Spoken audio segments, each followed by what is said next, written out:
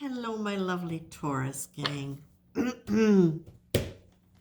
As I started doing this reading for you, I was really opening my heart to you as a collective because I feel that sometimes Taurus really gets a bad rap.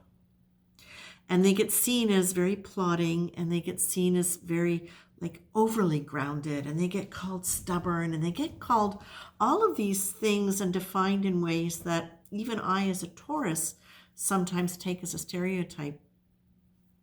But I was really asking for the energy for the collective. And I suddenly felt this line of ancestors coming in. And with the information, very specifically, Taurus, you carry with you a lot of ancestral energy. And it's not that every sign can't or every person can't.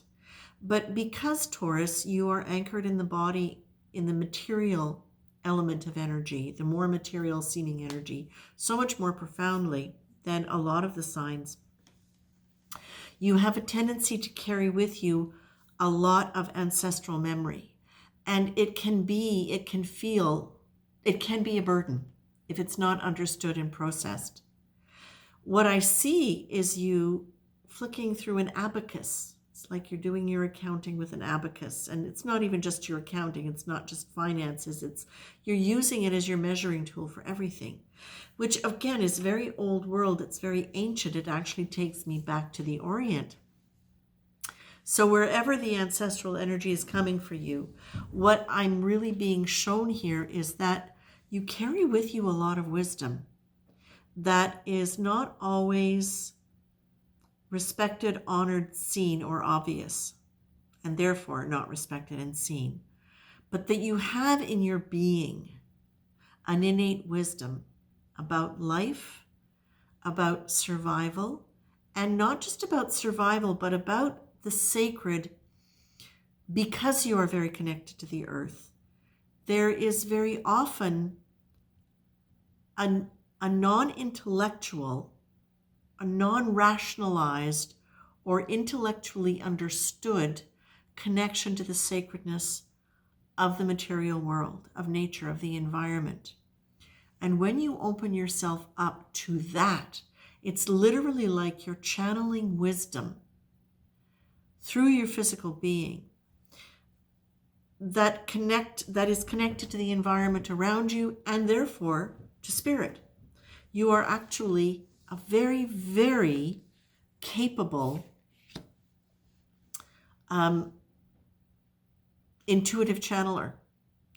And you do so without even realizing you're doing it a lot of the time because it is such an innate part of your physical being.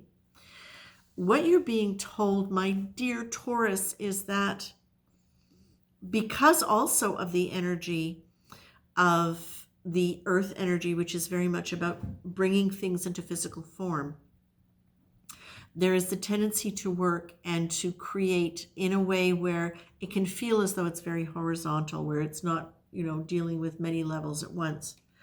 But more than that, what we're being asked to look at as Taurus Collective is, where do you find the joy and where do you find the freedom in the work that you're doing and how you're doing the work?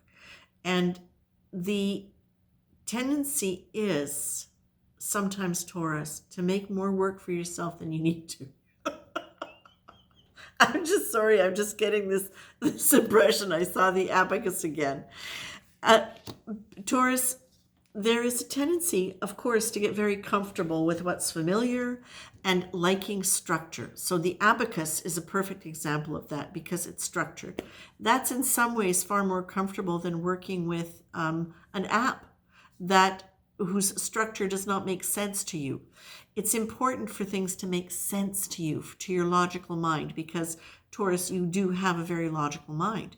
So if something is not understandable, sometimes it's easier for you just to push it away and stick with the old way, which can actually take a lot more time and be a lot more work.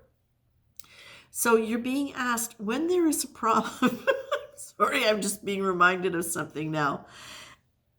when there is a problem or a situation that needs to be resolved, sometimes the attitude will be figuring out the problem. But by doing that, you focus on the problem. And what you're being told is no, it's a slight shift, but focus on the solution. So if, for example, let's use the app and technology as an example. If you're coming up against a needing to transition your computer from one app to another because something is being outdated, you can start worrying about how it's going to happen, and you can focus on the fact that it's going to take time and it's going to take energy, and what are you going to do about it? And instead, what you can say is, okay, that's got to happen. How do I do it easily? What can I look for that's going to help me with it? Or who can I look for that's going to help me with it? Instead of going into worrying about what it's going to look like, how you're going to do it, where you're going to go with it, it's really a shift and saying, okay, now my old way is to focus on it and try to figure it out. But how can I do it differently this time? What techniques can I use for myself that are going to help me do this? Here we go. With a sense of pleasure, because work does not have to be hard and sorting things out does not have to be difficult. It's so much a shift in the idea that we have a tendency to think of work as hard, and that it doesn't have to be. That pleasure that is productive, and pleasure generally, when things are done with a state of pleasure, they generally tend to be more efficient and done more quickly. That dream beyond that old way. Again, dreaming's coming up a lot for people, but dream beyond that. In other words, look beyond the old way of doing things. When you tend to find yourself feeling stymied by a problem, you can go, no, I'm focusing on the problem. What happens if I let myself just assume that the solution is going to be there and do it? There is, again, that sense of remembering in those moments that you are more than your personality, that you have higher consciousness, that you are connected to generations of information, wisdom, that you are so much more than your ability to produce and get things done. You're so much more than that. You have got creativity, you've got intelligence, you've got logic, but you've also got a sacred connection to the earth and to the wisdom that comes from the generational information. And I'm going to go even further. It's not just general information from your family. It's that you have the ability very much to connect into ancient wisdom. And that really is something I'm being told here. That you have the ability to check into ancient wisdom, and that you don't always assume that you can. You don't think you can, again, because it's so natural in so many ways. It comes out as being logic in your mind, but you're actually channeling a lot of ancient wisdom. Okay? You ground it into the reality. And now part of what you're learning in your life is that you are actually a channel for a lot of ancient wisdom. Okay? I love this, Taurus. This is fantastic.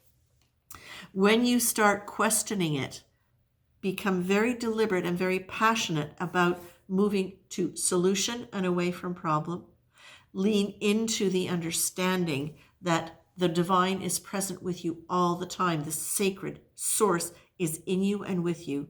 And when you find yourself moving more towards struggle and hard work and away from pleasure, or believing that pleasure can actually be productive, lean into gratitude, because that is an extremely expansive energy, and that is a very good for an earth sign, because the earth sign has a tendency to contract. It's the nature of the earth frequency.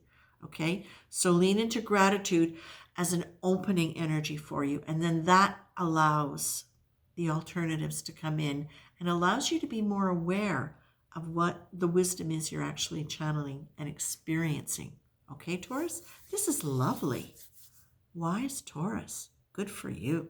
Take care.